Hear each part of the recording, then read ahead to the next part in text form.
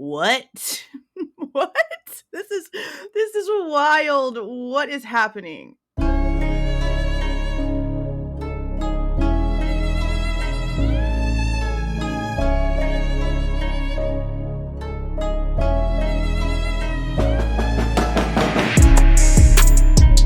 Hey guys, this is Jules with True Crime Reactions. Disclaimer. Everything stated in this video is my opinion and my opinion only. And just like everything else in these cases we discuss here on this channel, everything is alleged. As you can see, my hair is in a towel. You know why? Because it is Saturday morning, and I woke up whenever I wanted to get up without an alarm and had my little iced coffee while I took a bubble bath and scrolled around on Twitter and looked around on YouTube. And now I don't want to waste any time letting my hair dry for me to record this video. Nancy Grace, a couple days ago, did a video about the Idaho 4 case. And just instantly, the second that it started playing, I was like, oh no, we have to stop. And we're going to have to actually react to this one. Now, I'm not going to show you guys every little clip because we know that her videos are quite long. I'm only going to show you the pieces that I feel are needing to be discussed because you know how we do things here. So right off the bat, you guys, this is how she opens it. Breaking news tonight. Breaking news, Nancy. Slow news day. Did Idaho slay suspect Bryan Kohberger actually wear plastic surgical gloves in the grocery store for weeks after the quadruple murders? Plastic gloves. Plastic surgical gloves? Aren't they made of latex? You know, Chris McDonough, the issue here as far as Ashland Couch goes, I found it very curious what she said when she said you never know how long somebody has been watching. What exactly is so spectacular or relevant about that, Nancy? I don't understand why this is so important to the way that she's making this sound to the public, because it's not important. This is normal to sit there and be like, oh my gosh, that could have been me, because to put yourself in a situation that you are separated from to a certain degree. So to sit there and be like, you just never know how long somebody was watching the house. This could have been me. That's not strange for someone to feel that way at all. Those are normal things to think because you put yourself back into those situations where you were around those areas and you think about the paths and the choices that you took that took you out of that and how it could have been you if you would have just made a different decision. It's very, very normal, Nancy. I'm sure you've thought about that several times when it comes to your fiance, have you not? You talk about it enough. Why are you exaggerating this? That statement in of itself is fascinating. I mean, the fact that she has a premonition as well, you know, post the homicides here. It's fascinating that she had a premonition post the murders. What? Chris McDonough, I can tell that you are having difficulty keeping up with Nancy's fantasy life. Why didn't you take the chance to sit here and ask her what exactly she's talking about? Or at least tell her that having thoughts of that could have been me are normal. Why did you placate to this crap? It's fascinating that she had a premonition post the murders. It's fascinating that something that happens before actually happened post something that actually happened. This is such a stupid conversation. I don't understand how or why she goes from that ridiculous, make no sense whatsoever conversation about Ashland Couch to how Alex Murdaugh's phone was pinging right along with his wife's before it got thrown somewhere. And all of a sudden we were about to hear evidence about how Bryan Kohberger's phone was actually in the areas of the King Road home weeks leading up to the crime. That's what it's being reported that we're about to hear. No, Miss Ma'am, it's not. It's actually being reported the very opposite. It's literally being reported only by the defense team that they have somebody that can prove that that's not the case at all. Why aren't you saying that? Why are you lying? Why the frick are you lying? What do you make about that potential evidence that where they went on several occasions, his cell phone would ping as well? Sure. What? What? Did Nancy literally just make up a fabricated fact? She literally just made that up. Either that or somebody who writes her script has that on the teleprompter for her stupid self to read. What? Instead of it being, oh, his phone pinged over in the King Road area, which means just a tower that operates that 10 to whatever 20ish whatever mile zone that tower actually like works off of. Okay. It goes from 12 times of him being in that wide radius range of the King Roadhouse to now Nancy is claiming following them in different areas. That his phone is pinging along the routes in different places that they are going as well. What? What? What? This is wild. What is happening? If his cell phone is moving along where they go, if they go to this food truck, there's his cell phone. If they go to that restaurant, oop, there he is again. I mean, I isn't know it not. true, Dave Mack, that at one bar he was actually Before, okay, I already know where she's going with that. What the shit, Nancy? Don't you think that if they tracked his phone at being at the food truck and different restaurants and da da da da da, they'd have had that in the probable cause affidavit, like specifically because at that point they would have had the information. They have it so specific enough that they're telling us that he left his apartment at 9 o'clock in the morning, went to the King Road house, hung around for 10 to 12 minutes, and then was back at his apartment area by 9:32 a.m. Okay, those are the specifics from the probable cause affidavit. Don't you think, Miss Grace? Okay, that if he was at some food truck or some restaurant or they had more proof of him like following them around, they would have put more specifics in there than just, oh, 12 times he was in the area. Things that can be easily just like no one cares. There's no way. They've already said that he wasn't stalking them. For him to have been at all of these places at the exact same time that any of the victims would have had to have been at those same places, that would be considered stalking, yes? So why, now that the prosecution is now coming out and telling the entire world that the rumors of him stalking one of the victims is false, why is she now coming out here with this narrative? Man, oh man. I mean, isn't it true, Dave Mack, that at one bar he was actually asked to leave because he was making female patrons feel totally skeeved out by asking them questions such as, hey, what's your home address? See, I heard that story. I heard that story was told, but we don't know if the person that this person was actually talking about was Bryan. I don't think there was any proof that was ever given, like security footage or a receipt that had any sort of identifier or anything like that. It was just a story. And some people like to just put themselves in places. You know what I mean? So we don't really know if that's true, I don't think. I mean, I could be wrong. If somebody knows where it's been validated, please let me know and I'll do a whole video on it myself. This dude wearing gloves to the grocery store. I don't mean gloves because it's cold outside. I mean surgeon gloves. Okay? To the grocery store, Karen Stark. This is not during COVID where people would, spray 409 on their canned goods before they touch them. This isn't now, the here and now. For weeks after the murders, this guy, Bryan Kohberger, was wearing surgical gloves everywhere he went. I'll go back to that. Where's the proof of that? Is somebody leaking you information, Nancy? Is somebody violating a gag order? Because the only thing that we know of is that he wore them at Albertsons. And no, Miss Ma'am, this is not in the here and now because the here and now is 2024, honey bunny. This happened in 2022 when people were still kind of like freaking out about all of the sicknesses and the illnesses going around. And lots of people actually still wear gloves to the grocery store. I'm a couponer, so I literally go to the stores constantly, and I still see people that wear gloves sometimes. But the fact that she's sitting here and acting like this is such an exaggerative thing is really sort of ridiculous. It really is. And I mean, it's one thing if he wore gloves to a grocery store, right? But did he wear those same latex gloves whenever he went to the coffee shop? For like his DNA and fingerprints not to be left on the counter or on the money or anything that he touched or the door handle or anything. Because if he didn't wear latex gloves to the coffee shop, then he's just like not wanting to get a bunch of nasty on his hands from something as busily trafficked as a grocery store. So those are two different things. Now, if he was wearing gloves at the coffee shop and if they have proof that he was wearing gloves everywhere else, that still sort of still goes in line with what we've heard about him.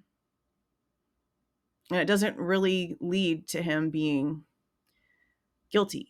There's other things that I still can't let go of that are the reasons why I'm not like completely 100% positive that he doesn't know something about something. I don't feel like he is knowledgeless in this situation for some reason. I just don't.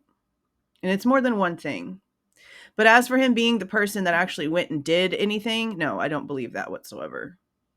I just don't. And again, I could be wrong, but I just don't. Why are we talking about cell phone pings with a psychiatrist?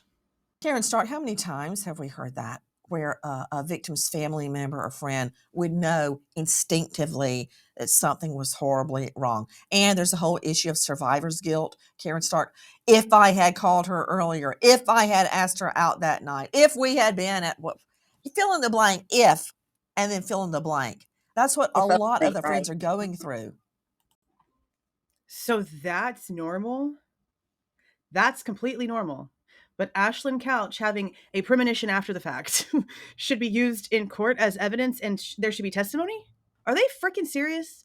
Do they not hear themselves? Do you know when she moved on from her lease and turned it over? It approximates almost the same exact time that Kohberger shows up in Washington. This goes back to, I think, probably June, May, perhaps. And that's another little chilling piece to this. Can you imagine now, retrospectively, that Ashlyn is sitting back and thinking about this, that Yeah, see, I said the same thing about Kaylee moving to King Road, and I felt like that was like just a coincidence, honestly. I mean, it might not be. It might not be. But she moved to King Road, according to her parents, in the summertime, around the same time that Kohberger was moving to Washington to start at WSU, which is why whenever Ashlyn did do that interview, I'm really confused. And guys, I have not heard anything back from the writer of that article at all about why it says basically that the 6 people that moved into that house back in 2020 was Kaylee, Maddie, and Ashlyn. I mean, I wasn't even honestly aware that it was Xana that took over Ashlyn's lease. I didn't really get into all of that stuff.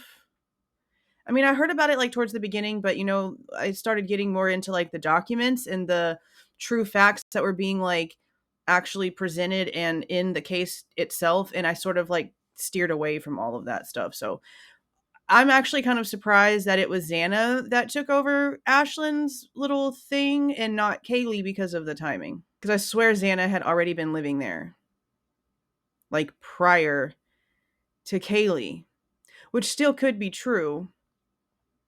But yeah, that's a little bit more confusing now, honestly, to me. Just to me. I don't know how many of you like knew all of that already or not, but like I said, I steered away from all that. So that's still interesting.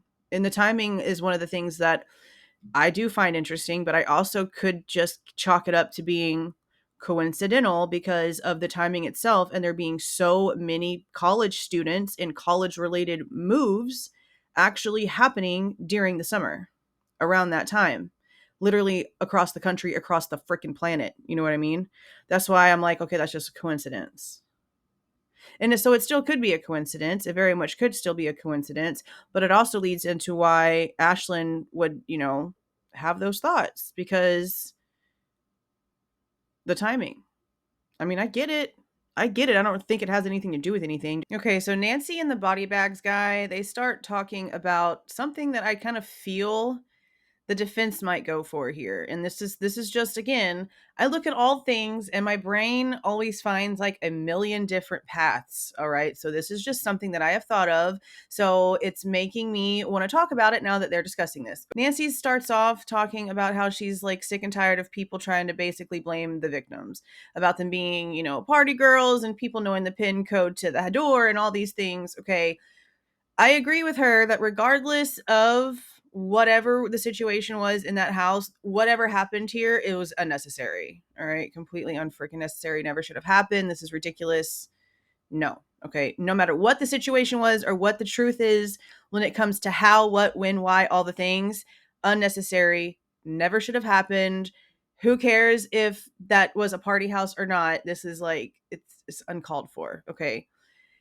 But it comes to them talking about what Ashlyn Couch could actually testify to, being that she didn't live there anymore. Okay. And that's, I think, the reason why they're even talking about Ashlyn Couch and they're trying to make this such a like sensationalized, dramatic approach because this is the end all, I think, to this entire conversation. And this is just how I'm interpreting it. Okay. Ann Taylor has said there's like 400 witnesses in the innocence phase of her part of Bryan Kohberger's defense. I don't know for freaking positive, and it's bothering the freaking hell out of me because I don't know if that means that during the trial she actually plans to bring 400 people to the stand in Bryan Kohberger's defense or in the case's defense itself. Okay. I don't know if that means that they're going to be physically on the stand or if those are just still people that they have on a list of interviews that they need to do when it comes to evidence and things they can actually present in court when it comes to Bryan Kohberger's defense. Because if they have 400 people willing to take the stand, that's freaking wild. Okay. I don't see that being reality. A lot of people think that's how this is going to go down. Some people are saying no. I don't know. I don't know. I don't know. I'd love to know the truth. I don't know, but it's a lot of people. But when it comes to Ashlyn Couch, they're basically claiming that they think that what she can attest to is the vibe of the house, the area, and what actually it was like living there, i.e., party house, people coming in and out, drugs, drinking, things that shouldn't be happening, people knowing the PIN code, it not actually being shoe safe because everybody knew how to get in and out. Okay. And that's very possible. That could be very possibly like what the defense's angle is going to end up being. I've thought about that. A friend of an officer working the Bryan Kohberger murder investigation says Kohberger was very careful in the days before his arrest. The source says the cop followed Kohberger in Albrightsville, Pennsylvania, and observed him wearing plastic gloves while picking up groceries at a local giant store. We heard about this too. I don't know if it's true or not. I don't know if there is like a gag order on the documentation in Pennsylvania. I don't remember. I don't know if the officers involved in that were placed under a gag order in Pennsylvania. I don't know. I probably should find out because I don't remember. I feel like I have paperwork from Pennsylvania. Like I have over 200 and something pages of other documentation besides the stuff we have on the case of interest website, but I don't remember off the top of my head if there is a gag order. So if somebody can remember, let me know in the comments and lead me to where that's been verified. So if they're not under a gag order, then I guess it's not a big deal for this cop to be talking to his friend and then his friend to be telling people stuff. But again, if this is a normal situation for him to be wearing gloves inside of grocery stores and whatnot, then I don't really see the problem. I don't. Especially since none of the students are saying that he started wearing gloves in class.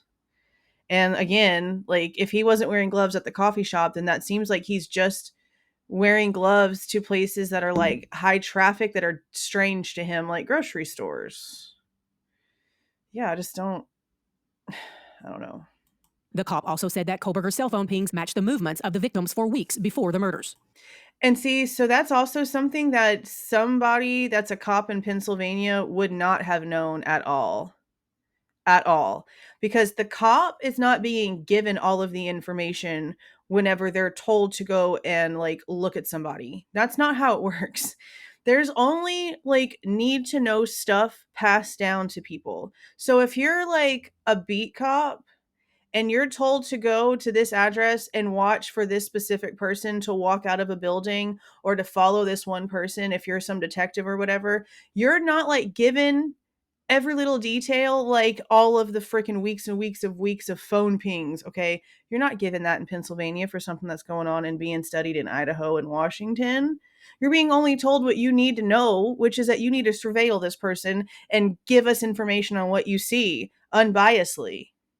I mean, they might have known that he was a suspect in like the murder. They could have known that, very well could have known that. But then again, that's just because we are so familiar with the case that just might be like a bias sentiment to think, oh yeah, for sure that they knew, but they might not have if they were just watching him. I don't feel like somebody who's just a cop who's watching him in Pennsylvania would be able to tell the friend that because they wouldn't have been privy to that very specific information. It just doesn't seem right at all. Number one, while these same cops were watching Kohberger, they knew they were going to arrest him. They were trying to get DNA evidence. They already had some DNA evidence. Now they needed the dad's DNA evidence, and there's the dad right there. Now they needed the dad's DNA evidence? Miss Ma'am, what the hell do you mean? They needed Michael Kohberger's DNA evidence. That is not at all okay. What happened is that they went to Pennsylvania and they got trash out of the trash can that was out in front of Bryan Kohberger's parents' house, hoping to get Bryan Kohberger's DNA because he was there at the time visiting for the holiday. Okay. They didn't get anything with Bryan Kohberger's DNA. They got something with Michael Kohberger's DNA. So whenever they tested it against the profile, they stated that the DNA out the trash can was like basically the father of the person whose DNA was on the knife sheath. Okay, nobody is disputing that. Nobody's disputing that. Even the defense is not disputing that. They're really not. Not yet anyway. But to sit there and say, oh, they needed the dad's DNA in order to validate anything. No, Miss Ma'am, that's just happened to be what they ended up getting.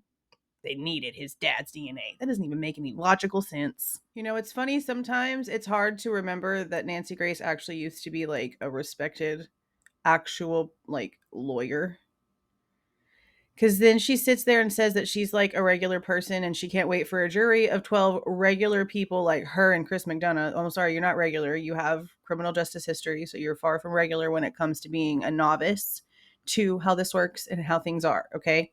But then she sits here and she says stuff like this. If it's true to look at the horse's track record, you know what that would tell me? That he wore surgical gloves at some point that night. Okay. Now, I know damn well that she's worked enough cases to know that latex gloves are not what you wear to a knife fight. Okay.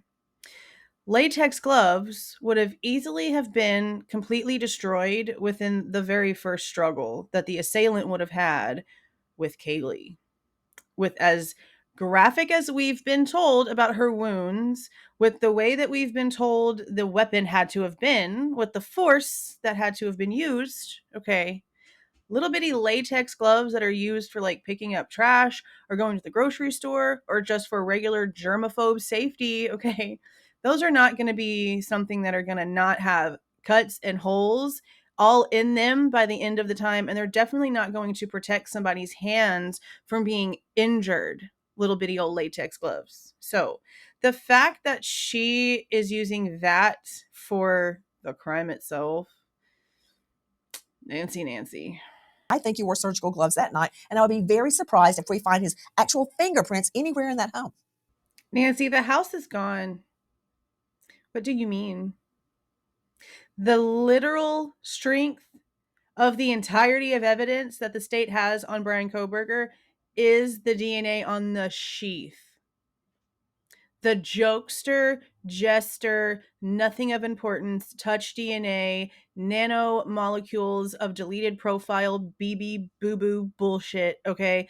That is the strength of the state's case against Bryan Kohberger. If his fingerprints were anywhere else in the house, they would have told us so. And so far, no stalking, no connection. Nothing about the victims was in his vehicle or his apartment or his office. So what the hell are you talking about, Nancy? She seems confused, yeah? They literally just played the entire segment of hearsay from the Pennsylvania cop's friend all over again. The entire thing. A second time. That's just ridiculous. Wow. Okay. So they actually play the clip from the courtroom where Ann Taylor tells us that they've only received little snippets of video of the car they're claiming is Bryan Kohberger's, and the audio is completely removed. That is not okay. As someone who has had to submit evidence as the person being protected by the state, anything that I submitted could not be doctored. It had to be screenshotted and no arrows, no highlights, no anything. It had to be, everything had to be in its pure form.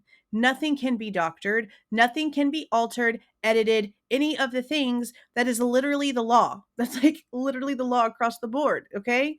So for Nancy to behave like this about it, Man, is she burying the lead. She's complaining about the audio not being attached to the video. she's disgusting. No wonder she's no longer an actual lawyer. So she's stating that she knows that the jury is going to be shown two clips. One of them from 1112, which we know exists.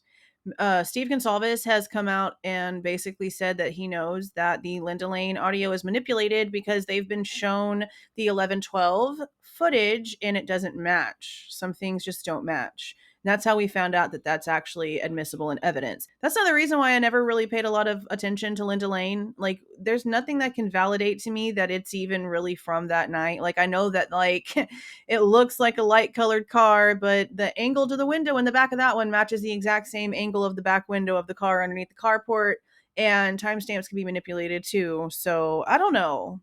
I don't trust it. I haven't trusted it. That's why I never really got too deep into it. A lot of people went insane with it. Sorry, not sorry, but that's just like, it created a lot of lunacy. All right. But she's claiming that that's going to be shown to the jury. I'll give her that one. But then she's stating that also the gas station surveillance footage. Now let's just try to remember here that the gas station stuff, the only thing of that we've seen is from Brian Enton and Brian Enton only. And the only thing that was released to the public is a photo from his phone that he took of the surveillance footage being paused. Now, I'm sure he recorded it himself and maybe the cops went and got it. We don't really know because it was actually a pretty long time after the night of the murders that Brian Enton like came out and talked about that, because the attendant at the gas station found it herself. So that tells me that the cops didn't even bother to like surveillance that spot. Now we know there is the sighting of a white vehicle in the PCA that is around the area of that gas station, but just the simple fact that they hadn't surveilled it, but the location is also in that, is weird. But again, with so many vehicles that could actually match that description in night cameras, can we actually validate that it was the same vehicle? Because they sure can't validate it's Brian's by license plate or any other personalized insignia on the vehicle itself, which is why they're still showing us stock photos. So who is telling Nancy Grace that footage from a gas station that has never once been verified or validated by law enforcement at all is going to be shown to the jury? Especially since, as of today, they're still telling us there's nothing to prove that it's Brian's car on the footage. And then again, they also play the court thing again with Ann Taylor talking about how the audio is missing and they're getting little clips of Boo Boo, basically. And they play it again, but they never play the fact that the defense apparently received footage from a cannabis shop on the way to Idaho from Washington that's not Brian's car. So they're telling the public now that they are receiving things that are technically part of admissible evidence that they themselves can prove are not Brian's vehicle. That's a problem. Why is Nancy Grace not talking about that? Why is Chris McDonough ignoring that? That's the problem. Chris McDonough, you know damn well that they were not sound asleep. Why do you keep saying that? Kohberger has spent over 500 days in jail awaiting trial. Every day in the jail cost $194, totaling nearly $100,000 so far. Kohberger's defense team bills over $500 an hour. The hours police spent cost nearly $1 million. The University of Idaho left with a massive bill, spending $1.4 million on increased security and another $200,000 on counseling and a vigil. Its estimated taxpayers spent roughly $3.6 million as a result of the murders.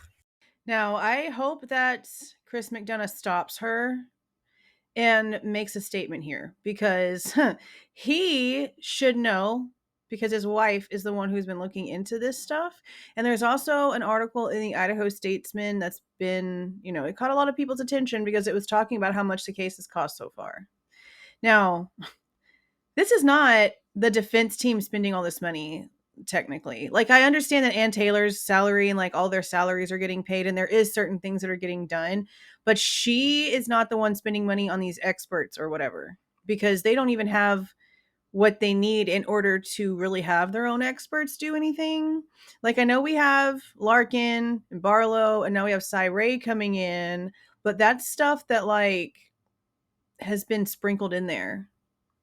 It's not for the entire case itself. It's not all the money to ISP, all the money that was given to the feds for their genealogy crap, all the other agencies that were involved in everything. Okay. And never mind the fact that a lot of this money that's being like reported in what Nancy is putting in here is also money that was given to the university, which again, Chris McDonough knows all about, because they received like actually over $1 million, claiming all this crazy shit for something that happened off campus in a house that was owned by a private person and had nothing to do with the campus whatsoever. Okay, let's just make sure that we reiterate that part. But they only spent $3,700 on counseling. So how much healing did the community really need? Not $1 million worth. Not enough for Scott Green to have like taken the lead and been at like every presser ever for the entire situation. No, there's something deeper going on there. And I'm really just surprised that Chris McDonough isn't saying more. I wonder how his wife feels about that. She just brought up Bryan Kohberger apparently buying the weapon that matches the sheath on Amazon. Something else that has yet to actually been validated or verified. Her segue at the end was a bit strange. That's all I'm going to say for that one. But yeah, another episode full of just like misinformation, hearsay, things that are not verified, things that are not validated. And apparently they're just now allowed to make shit up. I just don't understand why she's bringing up a whole bunch of stuff that was discussed a long time ago, stuff that was already debunked, stuff that doesn't really make sense. Talking about the Pennsylvania cop's friend saying stuff about stuff that the Pennsylvania cop wouldn't even know doesn't make sense. She doesn't seem to really care about vetting any of her information, which is pretty sad because she's been doing this for a long time. She's got them crazy eyes though, bro, so I don't know. I need to go wash Nancy Grace out of my brain now by going to do adulting things. Let me know what you guys think down in the comments. But that is it, you guys. If you like the way that I present this information and give my opinion, please do not forget to leave a like on your way out and subscribe to the channel if you are not subscribed already. Whenever you hear a defense attorney say, the public has a right to know, and there's a gag order, that's usually a clue that there's something coming. See y'all.